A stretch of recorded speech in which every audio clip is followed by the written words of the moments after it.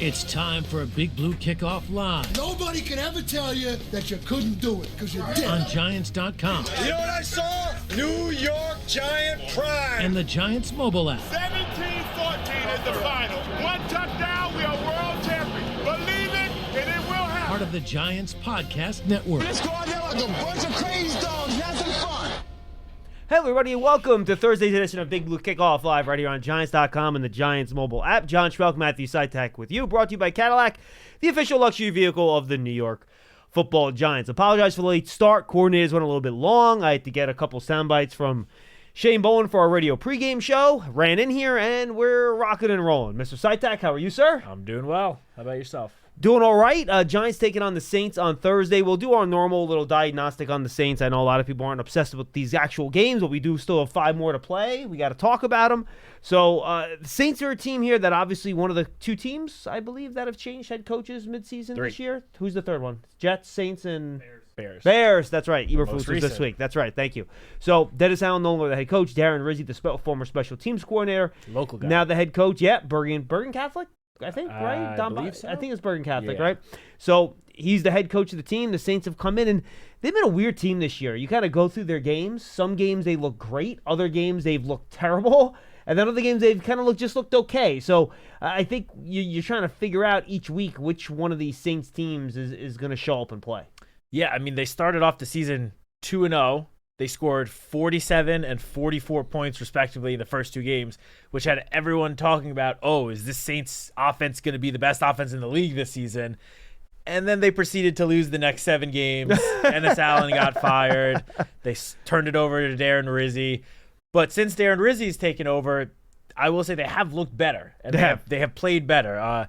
They won the first 2 games under Darren Rizzi. Then they went into the bye in Week 12.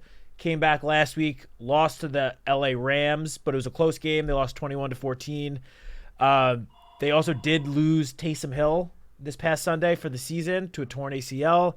Taysom Hill, the guy's been a versatile offensive weapon for the Saints for years now, but this year was potentially, I think, the best version of Taysom Hill that we had seen. I mean, they were really using him all over the field and was getting the most efficient and production from him that we've seen. So that is definitely a big blow to the Saints team. But this is a Saints team that wants to, I feel like their number 1 priority on offense is to run the football. Yeah. They rank inside the top 10 in just about all the different rushing metrics, attempts, yards, touchdowns, yards per attempt. I'm sure if you go into the advanced metrics, they're up there as well. Yep. So Alvin Kamara, this could be, he's their leading rusher, obviously been one of the best backs in the league for a while. He's kind of the leading everything at this point with all their injuries. He is the leading everything. And honestly, it worries me a little bit having him go up against this now very depleted Giants defensive front. Yeah, you think it should. With Dexter Lawrence out, Nacho at least not practicing yesterday. Even, those 2 guys' backups, DJ Davidson and Jordan Riley, were both limited in yesterday's practice. It's going to be a situation where, let's assume Davidson and Riley can go. They'll probably be the starters. We'll see a lot of Elijah Chapman and on earlier downs, not just the passing downs that we've, grown accustomed to seeing him play the last month and a half or so. And then we're going to probably see some combination of Corey Durden, who we just signed off of the Rams practice squad. Some of the guys that are on the Giants practice squad at the moment, Elijah Garcia, Casey Rogers. We don't really know. Other than Davidson and Riley and a little bit of Chapman, we haven't seen any of the other guys play. Correct. So we don't really know what they'll bring, but it's safe to say that no matter who is out there, it's obviously a step down from Dexter Lawrence. And you didn't even mention Bobby Okereke, who is that was another guy. Just the defensive line. Yeah, that was just the tip of the iceberg. You got Bobby Okereke, who didn't practice yesterday with a back injury. He was in that group that Brian Dable kind of deemed as a week-to-week deal. We'll keep an eye on what he's going to say to the media in a little bit. Maybe Okereke will practice today. It'll look a bit better. But that'll probably end up being Darius Muasau. If you were a little prophetic on Tuesday, talking about Deontay Johnson's potential return, his I had practice. my Brian Windhorst moment. Yes. You know the meme I'm talking about? Yes, I did that. So it means... I What's going on? Yeah, exactly. Something's up here. But I was asked on one of my radio hits yesterday with our affiliate down in Easton, Pennsylvania. They're like, well, I mean, Deontay Johnson this week? And I'm like, guys, he hasn't played since August, and his practice window just opened. Like, you can't ask that much of him after, like, 2 days of practice to get it back on the practice field. So I think it'll be mostly Darius Musa for this particular week. I will say, at least in terms of health, we don't know for sure, but I feel like he's probably at 100% health. I would hope so. It's been a while. The injury, he suffered, I believe it was a sprained ankle in the preseason opener, the first preseason game. So beginning of August we're talking about. And even if you want to call it a high ankle sprain, which we don't know the severity of the ankle sprain, let's just say it was the high ankle sprain. It's been, 4 months now? Yeah. Like, he should be at 100% health. So at least in terms of health-wise, I expect him to be, at 100%. But I agree with you, having that long of a layoff, this is his first week actually practicing. It's not exactly realistic to expect him to, if Okereke is out, to step in and all of a sudden play 80+% of the defensive snaps. It's probably unrealistic. But I hope he is out there. I hope they activate him. Saturday, he's out there getting his feet wet a little bit. And, depending on the severity of Okereke's injury, maybe over the last month of the season, he sees his playing time increase a little bit more and more, just so we can, see what we've got with him. Yep, I'm with you. Showed a lot of promise in training camp. Like, he was really one of probably the defensive standout in the first few weeks of training camp until he suffered that injury. Saints on offense, they're banged up. Their wide receivers, Rashid Shaheed and Chris Olave, who are their two starters to start the year, they're both out. I would be surprised if we saw either one for the rest of the year. Olave's dealing, I think he got a second concussion a couple of weeks ago. No need to rush him back given their record. So I think they'll be without those two guys. Marquez Valdez-Scantling is somebody that they picked up. He's a deep ball threat, obviously. Kevin Austin Jr., who I'm honestly not familiar with his work. Cedric Wilson, former Cowboy, Giant fan should know him. And then once a Giant, always a Giant, Dante Pettis on the Saints roster as well. So that's someone we might end up seeing at some point during the game. Bub Means back? But I know he was hurt. He's listed on IR on ESPN's depth chart. I can't promise you that's up to date, but he was not available last week. So And Mason Tipton? yeah, I'm not familiar with that gentleman's work either.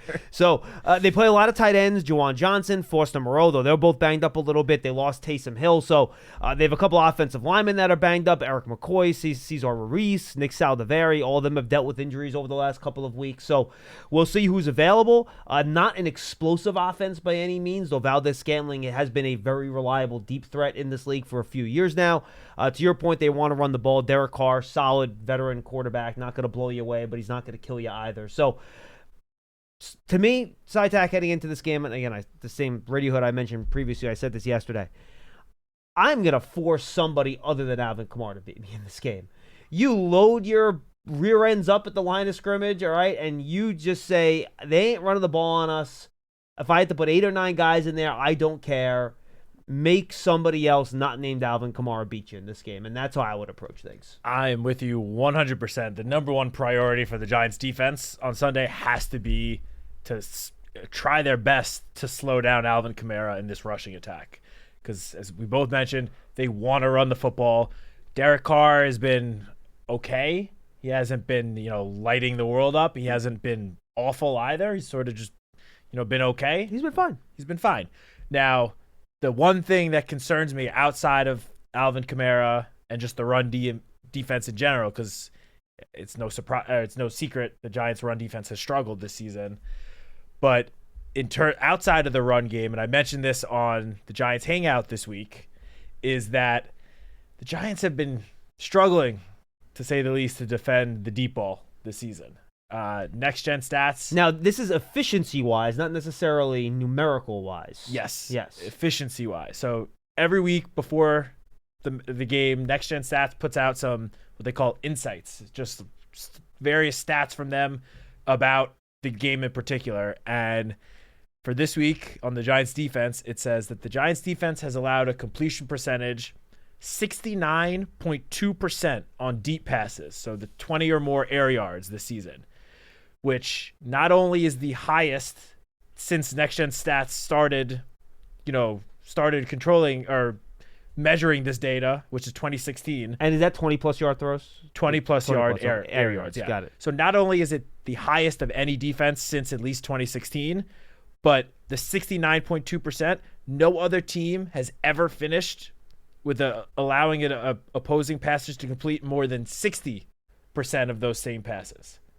And the Giants are nearly at 70. Well, and I think I dropped that stat to you a couple weeks ago, right, where the Giants had allowed a perfect quarterback rating on passes of 20-plus air yards. So those things go hand in hand. And the reason that scares me this week in particular, because probably the Saints' number one wide receiver at this point is Marquez Valdes-Scantling. Mm-hmm. And while he's certainly not, the most talented wide receiver in the NFL, the one thing that he does as good as anyone else in the league is burn you deep and catch those 40, 50-plus yard receptions.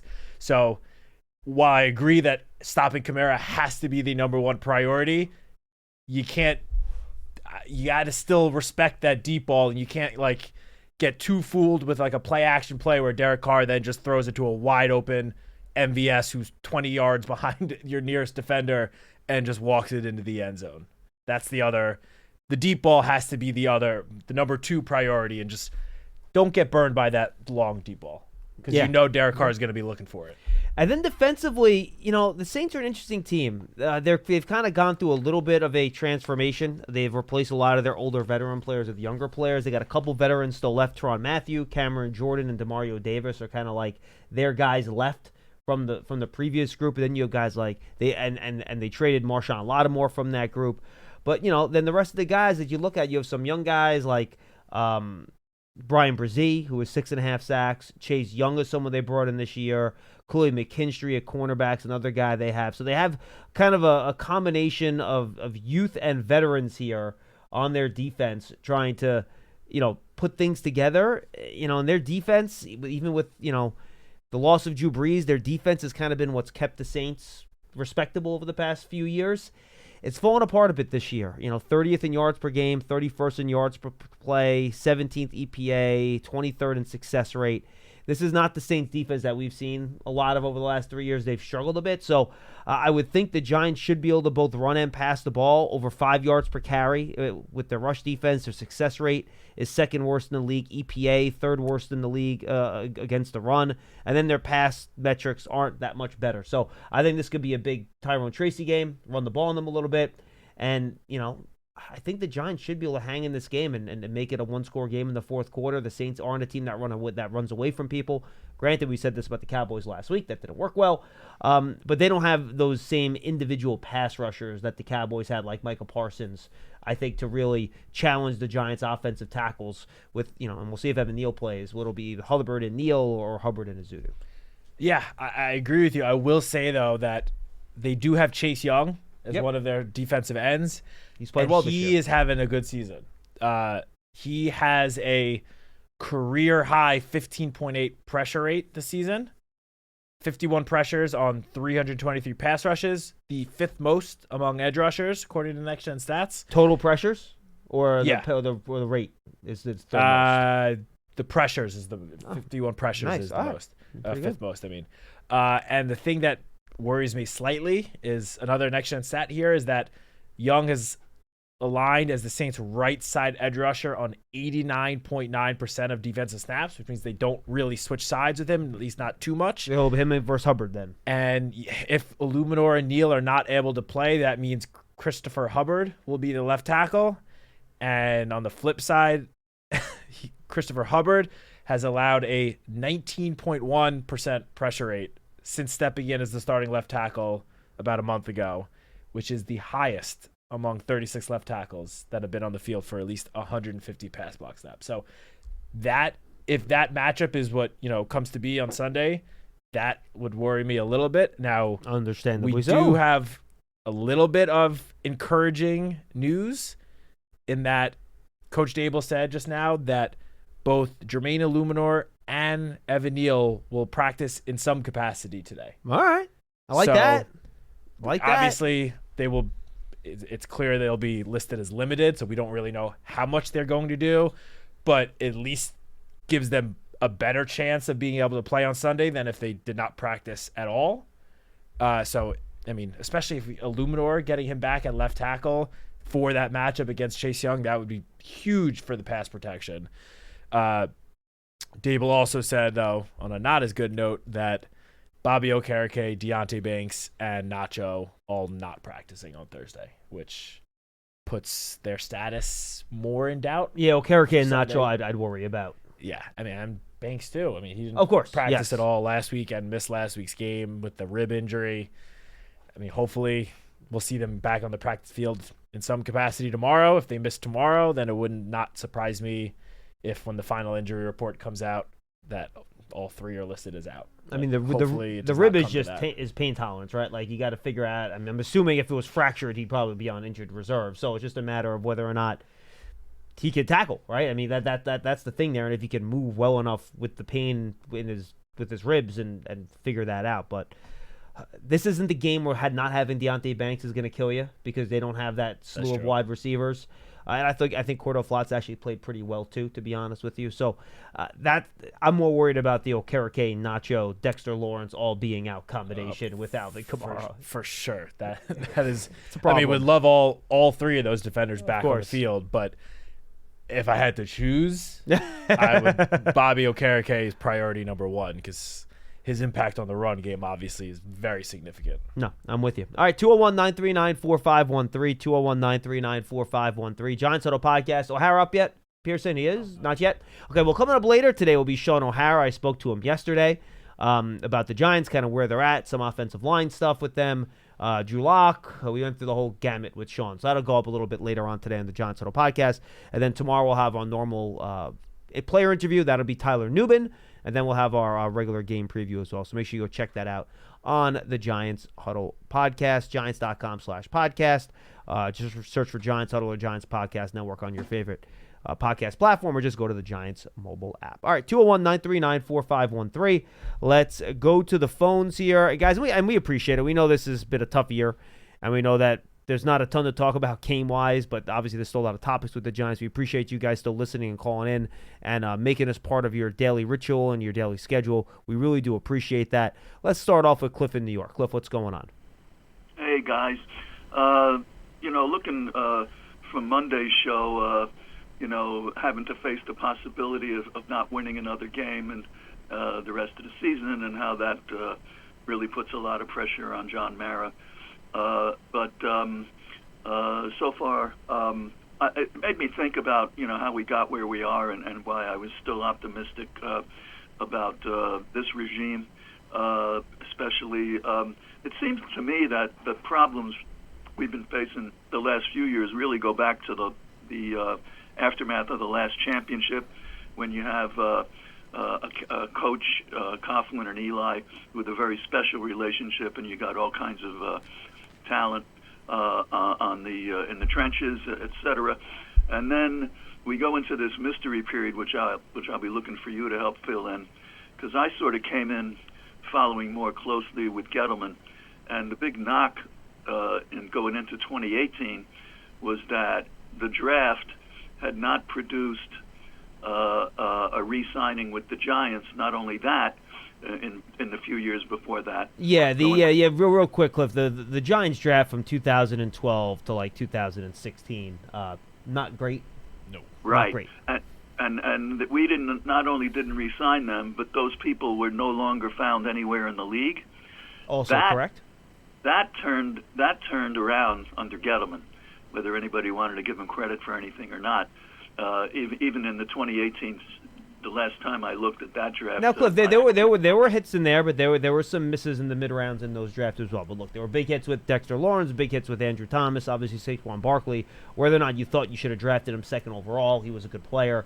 But look, they also had DeAndre Baker in the first round one year, right? Daniel Jones isn't here anymore, so there were a share of misses in there too. But you certainly did have some big hits during that era too. Right, but when they missed, they still ended up with other teams. Some of them. Yeah, certainly more than before. So, but the thing about the success through the 11th season, was that involved a whole structure in house, which you guys have helped me understand more an entire scouting department in particular, and really a whole organizational thing, getting up to speed on, I don't know, I think analytics was a big part of that, or Sure. more than just that.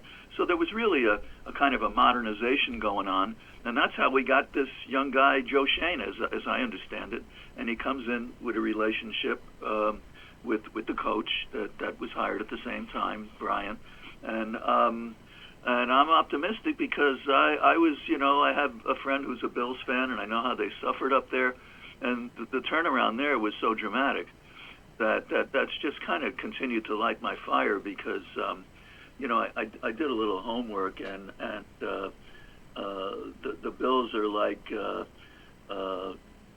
now 5 in a row in the division, and before that, before the 5 in a row, they made the wild card. Cliff, I agree with you. What do you think the biggest factor is for why the Bills have been able to do that? Gosh, I have no clue. Oh, no. Yes, you do, Cliff. There's one really easy reason. Oh, you mean the quarterback they developed? That has something to do with it, I think, Cliff. He's really good. He's only the second best quarterback in football after Patrick Mahomes. Right. Well, I don't think they were out of their minds with Daniel at all, including the $40 million thing that everybody liked to come back to, because for openers, they knew that number was going to be dwarfed in the next year or two, which it was, by other quarterbacks, and it wasn't just a playoff game in 22. There was a game that Shane didn't specify that he also showed something to them. Daniel did to get into the playoffs. That Colts game. Was it the Colts? Yeah. Daniel played amazing in that Colts game. And was that the end of is that the game where at the end of the game the fans were chanting Daniel's name? Yep, that's the win that clinched the playoffs for the Giants. Dable had the Gatorade bath, and the MetLife Stadium was chanting Daniel Jones. Well, I mean, I can wait. Less than 2 years ago, by the way. It shows how quickly things can change. Well, the thing that seems to be the key to the sustained success, which is what I'm hanging in there for, not just the next winning season, but to do something like the Bills. And I don't know that has to be based totally on the quarterback. Not solely, but it's a part of it. Right, but your definition of sustained success for us, you said maybe it's being legitimately considered a contender in the division. Well, Cliff, I'll put it this way. You look at the 3 eras of Giants football, and I appreciate the call. Good stuff. Where they were a really competitive football team, and they had a chance to go and win it all. They had a Hall of Fame, who we think will be a Hall of Fame quarterback in Eli Manning, a borderline Hall of Fame quarterback in Phil Simms, and then you go back to the 50s, and you had Frank Gifford and all those other guys playing back there. That wasn't as much of a passing game back then, obviously. But you had some really, really, really good players at that position. And for younger fans, and this even goes back to the Giants in the 80s, right? And look, this is not just the Giants. This is every team. The way you win in this league, guys, it's not complicated. Be good up front on both sides of the ball. Block. Get after the quarterback. Protect your quarterback, all right? It's not that difficult. That's going to give you a good run game. I don't care who your running back is, right? Look who the Giants won running back with the Super Bowls with. Joe Morris, O.J. Anderson on the back end of his career, splitting carries between Ahmad Bradshaw and Brandon Jacobs, Derek Ward, right? Like, these are not future Hall of Fame running backs, you know what I mean? And have a receiver that can make big plays for you. Whether it was Plaxico Burress in 2007 or the Hakeem Nicks-Victor Cruz combination in 2011, you need one big playmaker outside. You need a really good quarterback. You need to be good up front. That's how you win in the league. You look at the teams around the league and how they win. That's how they win. It's pretty universal. Daniel Jeremiah was on with Kevin Clark on the This Is Football podcast, which he does a nice job with that. And Jeremiah had a very simple line for teams trying to build up, and he goes, "It's really hard to be a bad football team if you have a really good offensive line. It's hard to do. If you have like a top 10 offensive line, it's really hard to be a bad football team." So the Giants are better this year, but they're better to the point where, well, they're not a bottom 5 offensive line anymore, but are they a top 10 offensive line? No, they're not there yet either, right? So stopping the run on defense, not stopping the run. They're not dominant up front on defense. You're not winning in the trenches. You don't know who the quarterback is, right? You hope you have your receiver and neighbors, right? You hope you have a running back in Tyrone Tracy, but You want to talk about building a team and building a team that can win? Be good up front, have a good quarterback, have one really good weapon outside, and then you're rolling. Yeah, I mean, easier said than done, obviously, but that's the formula. Definitely easier said than done because, I feel like for years now, even dating back to before Joe Shane becoming GM, we've been talking about building up the trenches on both sides of the ball. And given where the Giants are now, clearly, I mean, there was an effort to build on the offensive line this year, obviously. And the first 6-7 games when everyone was healthy, the line looked significantly better. And the pass rush was significantly better, too. Yeah, 100%. I would say the one area that has, I guess, kind of struggled throughout the season has been the run defense. Yep. Which to me still doesn't make sense given that was one of the best things the Titans did under Shane Bowen for years. That one is... If it's bad under just two a straight head scratcher. coordinators, I think that means it's a personnel issue, not a coaching issue, right? If you get two different defensive coordinators and the problem persists, that tells me it's probably not coaching. Yeah, no, that is true. So, building the trenches on both sides of the ball still a priority, or should be, heading into this offseason. And yeah, I mean, when you have a great quarterback, it seems to mask some of your other weaknesses around your roster. So hopefully, however the Giants choose to address the quarterback position this offseason, hopefully it is in a way that brings somebody in that helps elevate everyone around them, whether it's a rookie, veteran, bridge quarterback, whatever the situation is. And by the way, a rookie's not going to elevate everyone else in year one. So I'm going to get that happens rarely. I will say C.J. Stroud did do that last year, but what did it look like this year now? A lot different this year. And again, that was way more of the outlier than the norm for a rookie quarterback. Correct. So 100%. Do not count on a rookie quarterback. You need to have a good situation for the rookie quarterback to succeed. The rookie quarterback isn't going to create a good situation for you. I will say, though, that we have seen some of this year's rookie quarterbacks. I mean, Jaden Daniels, I would say, is kind of elevating the guys around him. He's slowed down a lot, though. He definitely has slowed down. I feel like that rib injury might have played a role in that. Or maybe. But overall in the season, I mean, they've already exceeded expectations in Washington for this year. I agree with that. I would say the same with Bo Nix in Denver. Now, the Bo Nix situation is actually, he's one of the lowest pressure rates in the whole league. He's rarely been pressured this year. Their offensive line has done a really nice job, and it's funny, it's offseason, they're like, maybe we trade Cortland Sutton. Well, good thing they didn't, because he's been really, really good for them this year. Yeah, and you and I have talked about how Bo Nix just landed in the best possible scenario for him individually to succeed in and right away. But even like Caleb Williams, who was supposed to be, the greatest quarterback prospect in years, he's shown flashes of playing well and looking great, looking like that number 1 overall pick.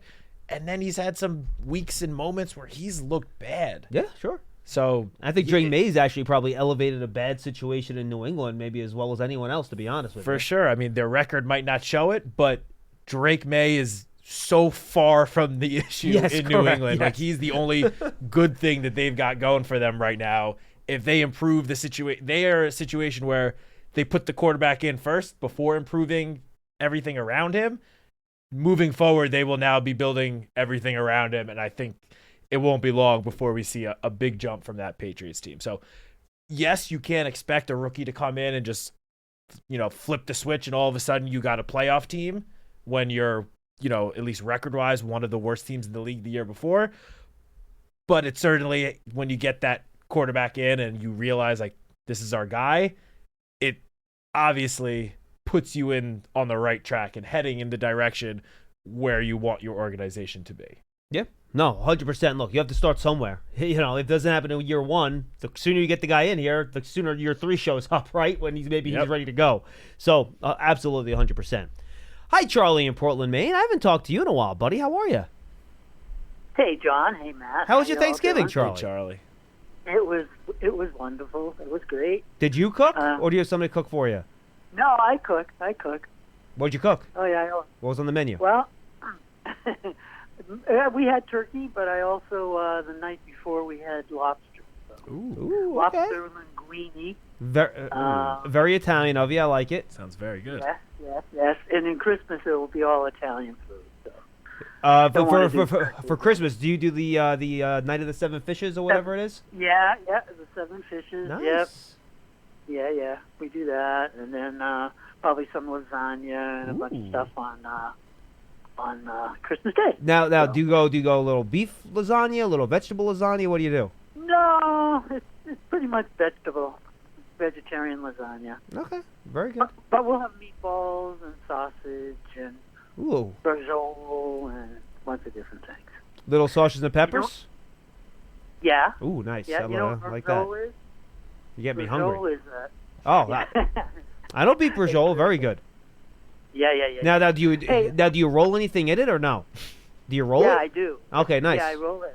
I put a little ricotta and some pine nuts, cannoli nuts, and some parsley, of course, and a little oregano, and that I like it that way. That's pretty good. I feel like I'm blowing this. I need Datino here with all like the Italian food preparation to be commenting on this, but you're making me hungry, Charlie. I might show up if I got nothing else going on, man. What do you got? Hey, you're welcome anytime. Hey, look, I'm glad you brought those stats up, Matt, about Young and etc. I mean, really, you think we're going to do well with old Mother Hubbard and voodoo there on the left and right side? You got to run the ball, Charlie. Look, that's the whole thing about this week. You cannot put yourself in pass situations. Like if you go down 2 scores in this game with your issues you have at tackle, you're going to run into problems. You're going to have to run the ball and keep this a 1-score game so you can control how you're running your offense and you don't let the score dictate a bunch of 5-step, 7-step straight drop back pass game. Because you're right. If you get into that type of game, you're going to have problems. Yeah, and how often have we been able to do that? Not too often. Hey, the other thing is we can't stop the run even with Dex there, carrot cake there. So how are we going to stop the run when they're not there? So it's. I think Kamara's going to have 150 yards. And Carr's streaky, right? If he gets on one of those Carr streaks, he'll tear us apart, especially if they're running the ball. So I think Saints come marching in with a win. I just don't see us winning another game, to be honest with you. Charlie, serious question. Are you actively rooting for the team to lose? Or do you still get annoyed? I don't have to because they stink. No, sorry, I'm not saying if you have to or not, but let me this way. Let's say game starts, you're sitting there with your little bowl of popcorn, whatever you got, and the Saints go and they score on their first drive. They go up 7-0. Are you happy or are you mad? No, I'm not mad. But are you happy, or is it just like numb at this point? I'm trying to figure out where you're at. No, I'm not numb. I'm just like I expected it. I expect the Saints to win, so I expect to see our defense play awful. I expect, you know what I mean? So I know what you're saying, but are you happy? I don't want expectations. Like, do you when the game loses and the game ends and the Giants win or lose? If they lose, are you happy for like a draft pick or what? Yeah, I'm happy at that point because we need to lose out so we get a quarterback. We need a quarterback now. Do you have a favorite quarterback yet, Charlie? I like Cam Ward. Okay. But I don't care. The thing is, I have a problem with conviction, that word. That drives me nuts because it's an excuse to have wrong results. What do you mean? In other words, Shane's got conviction on Mr. Balance, Evan Neal. Or Shane has conviction on Daniel Jones for 3 years. He had conviction on him. Oh, he drafted this guy. At least he had conviction on him. But if it's the wrong result, I don't care what the conviction is. It's wrong. Charlie, I think the point is the only reason conviction's an important word is just that it means that they have a very strong opinion that's probably somewhat universal. Well, no, it might be wrong. Not all convicted opinions are correct. Absolutely not. But then people use it as an excuse. Well, at least he had conviction on him. What are you going to do, right? Well, that's what I have a problem with. Yeah, Charlie, I'm with you. I don't think that's an excuse. Look, for any general manager across the NFL, if you take a quarterback, come out and say, we have conviction on this guy, we think he's going to be great, and then he flops, it doesn't matter what your conviction was. You're still wrong. You're still wrong, and everyone, that's how they see it. I don't think it's an excuse. I just teed this up. All right, so all these beat writers, a lot of people on BBK, Carl Banks, Papa, Sean O'Hara, everybody, right? Daniel Jones is the guy. Daniel Jones is the guy. All he needs is an offensive line. All he needs is a wide receiver. All he needs is this and that. And I told you for 6 years he wasn't the guy. Yeah, and Charlie, you were right. You were right. Okay, thank you. But I don't just want to be right. I want all you guys who've been pumping this guy up for so long to write a letter and to apologize to the fan base, at least 50% of the fan base, that you were wrong, and we're sorry that we even criticized you for saying that Daniel Jones wasn't the guy. Charlie, Charlie, we said that we had a whole 10, 15-minute conversation about it, Matt and I, when we hosted that week, and we explained that we were wrong and why we were wrong. We said it on the air. Say he was wrong? Did Paul ever say he was wrong? Well, that's Paul. Paul never admits he's wrong about anything. Charlie, I cannot control other people. All Matt and I can do is control what we say and what we believe. And we explain, and I think we were logical about it, why we thought with a better situation, Daniel will be better. All right? There was a better situation this year. The results weren't better. We were wrong. And look, we were wrong. It is what it is. Yeah. Sometimes you're right about stuff. Sometimes you're wrong about stuff. And well, I don't make other people that have wrong opinions about things come on and relitigate that and write letter of apologies. We all have opinions about things. We're all right sometimes. We're all wrong sometimes. That's just the way it goes. And by the way, and Charlie, and this is true. Did me and Matt both not also advocate if you could get one of those top 3 quarterbacks last year to go and get one of those top 3 quarterbacks? Well, they should have got Penix or JJ or even Bo Nix. And that might turn out to be true too, but that remains to be seen. We don't know that for sure yet. 2 of those guys you just mentioned haven't started a game yet. Yeah, I know, but they're still. Well, see, the thing is, this is what I'm saying. How can you bring back Shane and Dable after making that huge mistake on this quarterback? Constantly saying, he can take us to the Super Bowl. No, all he needs is this. All he needs is that. And no, we're not going to take Penix or JJ or Nix because Jones is better than them. We're sticking with Jones. Well, they should be fired. Joe Shea never said that they didn't take one of those quarterbacks because they thought Daniel Jones was better. He said there was conviction from the front office on the top. Wrong again. Yeah, about the top 3 quarterbacks who all went before the Giants had a chance, where they even attempted to trade up and could not do it because the other teams were unwilling to move. Those are the 3 guys that clearly the Giants felt like they can be franchise quarterbacks, but they didn't have an opportunity to get them. Yeah, it takes 2 to make a trade. Like, you can't just say the Giants should have gotten Drake May when they did not have an opportunity to do it. And Charlie, just real quick. What did Shane offer the Patriots? What? We don't know. We don't know, but there were reports, based on all reports that it was extremely significant. The reports of day of the draft has said that the Patriots basically said there is nothing you can offer us without being the most ridiculous trade of all time that's going to make us move this pick. And Charlie, the other thing that does annoy me a little bit, and this isn't you, this is other people out there say, well, then you should just pick one of the other guys. Here's the problem with that, and I'm being completely honest. If Joe. There's a chance that even maybe Joe, and this is, again, I'm talking hypothetically. I have no idea if this is true. Let's say Joe Shea and his scouting staff liked one of the other quarterbacks, right? Maybe they didn't. But let's say in this theoretical make-believe world that I'm putting us in right now, maybe they liked one of those 3 guys. They go to Brian Dable, and they say, Dabes, what do you think of these 3 quarterbacks? I like this particular guy. What do you think? And Dable says, I don't think I can make that work. I don't think he can make it. The last thing you want to do is, Charlie, is give your coach a player that he doesn't believe in. So that's why the word conviction is important, because the guy that's going to run the offense with the quarterback has to have a belief and an understanding of how he can use that guy and how he wants to play, that player can succeed. Or you're going to run into the Brian Flores situation with Tua in Miami, where you give the coach a quarterback that he doesn't want, and it's a disaster. So there has to be some, I'll use the word again, conviction from the front office and the coach together to bring in a player at quarterback that's going to be the cornerstone of your franchise, you hope, for a long time. You don't want to give a coach a quarterback that he doesn't believe in. You know what I mean? Yeah, I understand that. But if the coach is wrong about the evaluation of that quarterback, then that conviction, it doesn't matter. No, of course But it let me say doesn't. this. And by the way, and then people will eventually pay the price for that, right? Down the Yeah. road.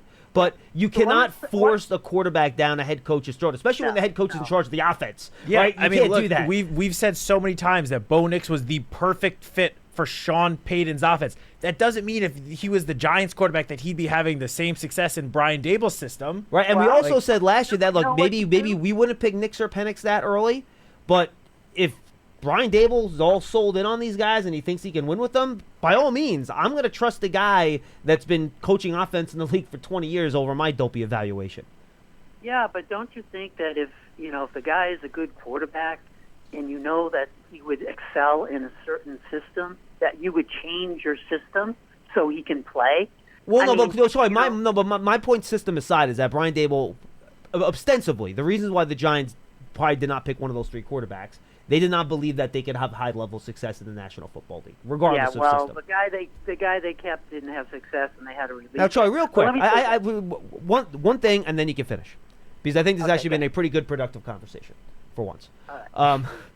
Will you at least admit that after the 2022 season, it would have been extremely difficult to move on from Daniel Jones? No, not at all. They should have tagged him and signed. No, but Barkley. that's not But if moving on Barkley- from him. That's not moving on from him, Charlie. But Would it have been if extremely difficult to move on, not on the roster? Yeah. Bye-bye Daniel I after would've moved on. 2022. If he had presented me with that type of contract, I would have said, Jones, go out there and see what you can get. Come back to me, and I'll tell you if I want to keep you or not. Okay. But the other thing he could have done. That is living tagged him and dangerously, said, but that's living dangerously, Troy. But I understand your thought process on it.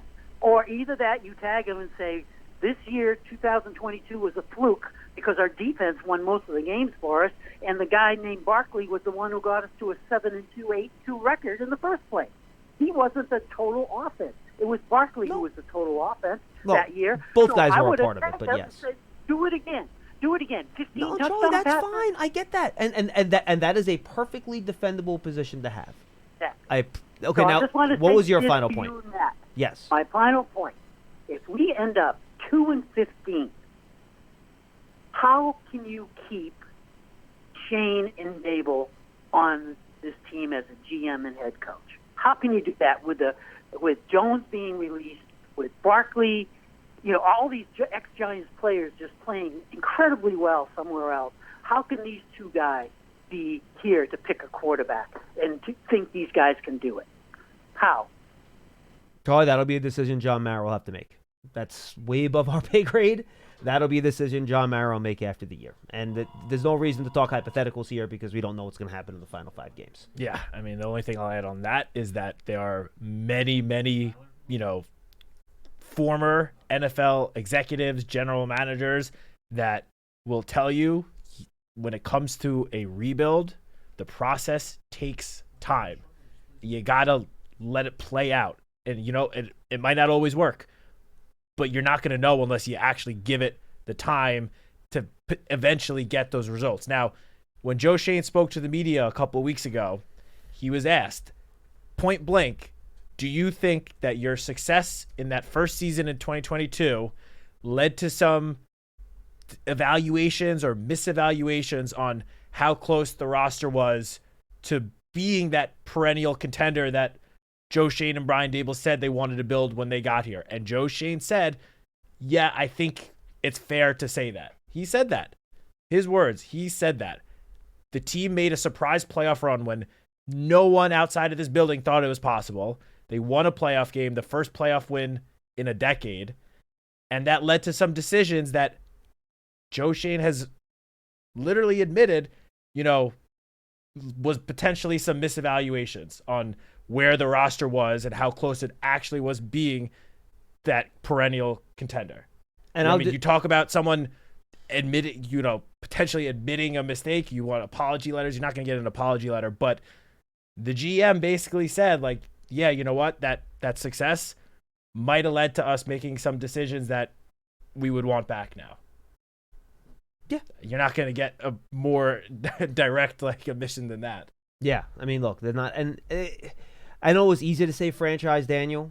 Keep in mind, with the way they structured his contract, his cap number, his first year of that new contract, I think was around like $10 or $11 million. If you franchise him, that's a $31 million cap hit that year, right? It might have been 32. I don't remember, which was 31 and a half, something like that, whatever it was. Yeah. So that's $20 million you got to find somewhere, right? Where you find that $20 million?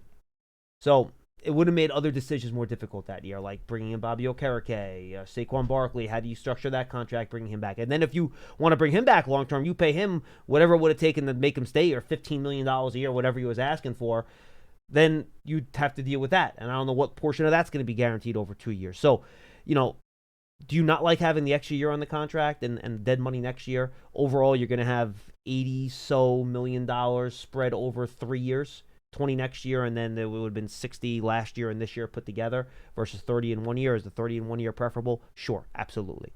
But 30 in that 1 year where the Giants were not swimming in cap space that offseason, they were still kind of coming back from cleaning up the previous offseason. Carrying that $30 million cap at that first year on Jones was difficult.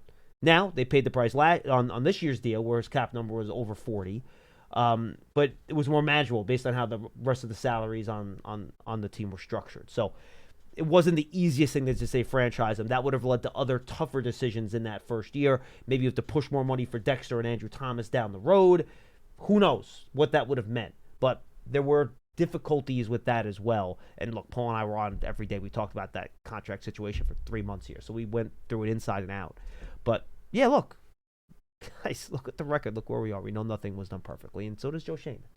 To Matt's point, he said it himself. So yeah, and to talk about that big cap hit on the franchise tag, let's not forget, when you put a franchise tag on a player, until they actually come and sign that contract, which we saw that same offseason with Saquon, did not happen until the day before training camp, that is a $31 million lock on your cap space. We see all GMs and teams across the league, moving money around, doing these cap gymnastics to fit more players in. You cannot do that when the player has not signed the franchise tender. So that would have been a $31 million just block on whatever cap space the Giants had that offseason, which, as you just mentioned, they didn't have a ton of offseason cap space to work with in the first place that offseason. Right. That $12 million or $11.5 million cap hit for Saquon's franchise tag that was locked in because he didn't sign until the day before training camp, that already was a hindrance on some of the moves that they probably wanted to make. Now imagine a cap hit 3 times the size. They wouldn't have been able to do anything that offseason. Yeah. And look, again, that doesn't mean that was the right decision. Obviously, you go back, you can turn back the clock if you want, but of course, there were reasons why they did it the way they did it. That was my point. I know that. Because there are reasons behind it. I understand that. I'm just making sure they understand that. So I don't want to relitigate that whole thing again, but there were difficult decisions that had to be made. And Charlie, look, no one, me, Matt, we're not going to hesitate to admit when we're wrong. We're wrong about a lot of stuff. Everyone is. It's just the way it goes. That's sports. That's why it's fun. Not everyone's right about everything. Tyler in Long Island. He's up next. Hi, Tyler. Hey, John. Hey, Matt. How you guys doing? What's up, Tyler? Hey, what's going on? I just want to get your guys' opinion on Joe Schoen's draft strategy. I found that in his first 3 drafts, he's really relied on need. And, John, I listened to a lot of your draft stuff, and it's naive to think that NFL franchises don't consider need and everything. But no, of course they do. I get that, Tyler. I know. If you look at the 2023 draft, those first 4 picks are all need, and that 2023 draft is not really working out well. So I just want to get you guys' opinion on, do you think that Joe Schoen reaching on need has kind of put this franchise in the position that they are? Yeah, but Tyler, I don't think those – I agree. They managed to get players at positions of need. I agree with that. But if you look at the relative big boards of, and this is the only thing we have to judge off of, right? If you look at the big boards of experts like that do the draft stuff for a living, Evan Neal, Kayvon Thibodeau were drafted right where they were supposed to be drafted. Deonte Banks was drafted right where he was supposed to be drafted based on projections. These weren't, John Michael Schmitz. A lot of people had him projected as a late first round, early second round pick. They got him, pick like 50 or give or take? Something. So they did not pick players above where most people had them rated on their draft boards. If they had, I'd be like, yeah, they reached and it burned them. But these were guys that, heading into those drafts, Tyler, before they even picked those players, and this is not me retconning my opinions. I was sitting there, oh my gosh, if the Giants get Evan Neal with the 5th pick, with the not even talking about the 7th pick, the 5th pick, I would have been thrilled. If you get Kayvon Thibodeau on those picks, I would have been thrilled. Like, that was like heading into that draft before they even picked the players. That was like my best case scenario for how it could have went. Deonte Banks was literally, before that draft started, the guy I was targeting for the Giants in the first round. That's the guy I wanted before the draft even started.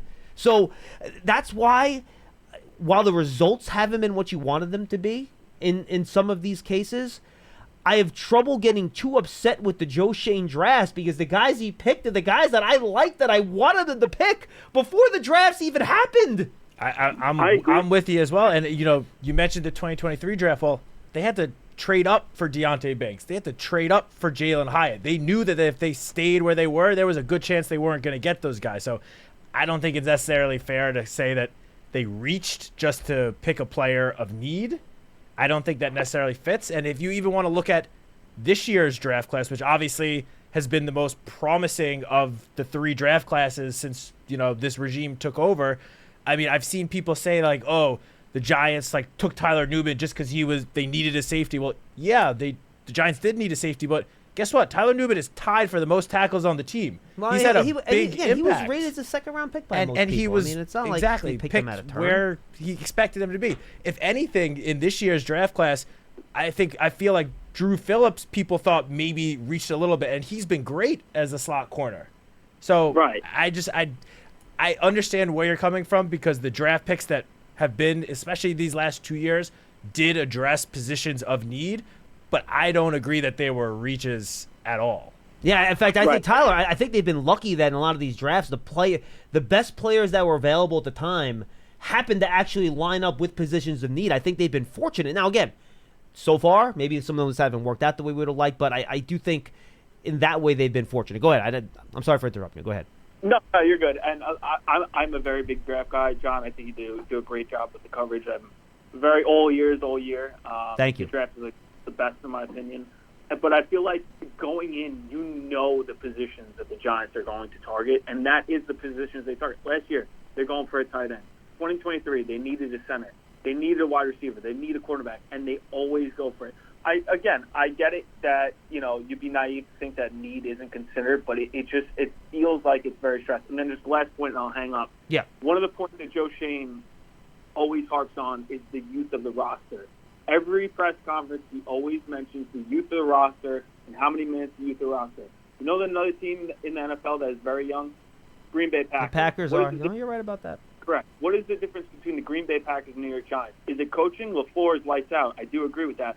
But it's also player development and the drafting. So you can mention the youth all you want, but if they're not producing, it's an irrelevant stat.